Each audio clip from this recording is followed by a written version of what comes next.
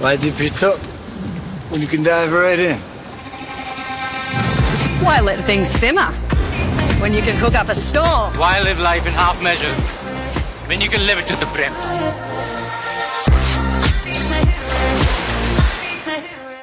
काल राज्याच्या विधानसभेच्या निवडणुकीचा निकाल लागला आणि या सगळ्या निकालामध्ये महायुतीने एकतर्फी बाजी जी आहे ती मारलेली असल्याचं आपल्याला पाहायला मिळत आहे।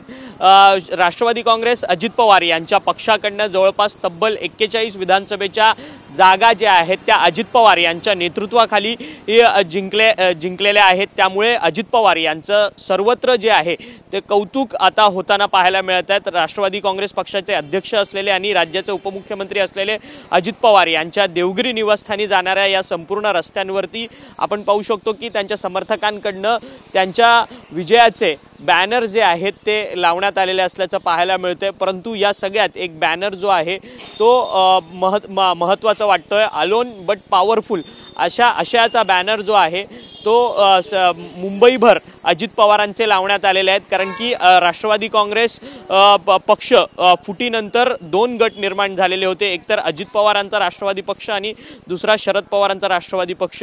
या संपूर्ण बॅनरवरती अलोन बट पॉवरफुल म्हणजे एकटा असून मी ताकदवान आहे अशा पद्धतीचा आशय जो आहे तो या संपूर्ण बॅनरवरती लावण्यात आला। आणि दुसरेही देखील बॅनर जे आहेत या ठिकाणी त्यांच्या समर्थकांकडून लावण्यात आलेले आहेत।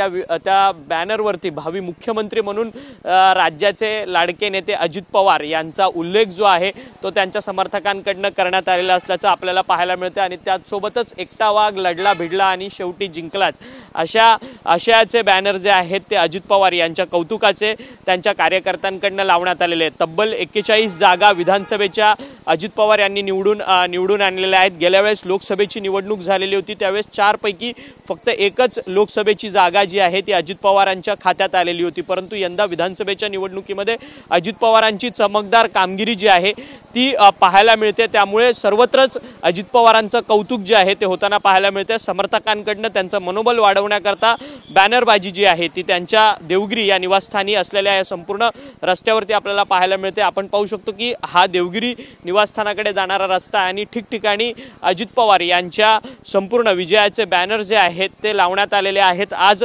सर्वच आमदार जे आहेत अजित पवारांच्या भेटीकरता, नवनिर्वाचित आमदार जे आहेत ते अजित पवारांच्या भेटीकरता देवगिरी या निवासस्थानी येतील। सकाळी 11 वाजता सर्व नवनिर्वाचित आमदारांची बैठक आहे। विधिमंडळाचा गटनेता निवडण्याकरता ही संपूर्ण बैठक जी आहे ती अजित पवारांनी बोलवली आहे। त्यामुळे सत्ता स्थापनेचा दावा असेल, शपथविधी असेल, याच्या सगळ्या कारवाई जी आहे ती लवकरात लवकर या सगळ्या आता पूर्ण होताना आपल्याला पाहायला मिळतील। परंतु अजित पवारांचं सर्वत्र कौतुक होताना पाहायला मिळते आणि त्यांच्या समर्थकांकडून मोठी बॅनरबाजी जी आहे ती सध्या तरी करण्यात आलेली असल्याचं आपल्याला पाहायला मिळते। व्हिडिओ जर्नलिस्ट मनीष विचारेसह अक्षय मंकणी, TV9 मराठी, मुंबई।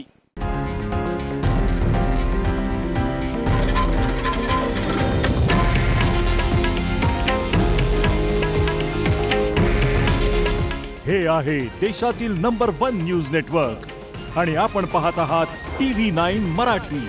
काळजी तुमची, हित महाराष्ट्राचं।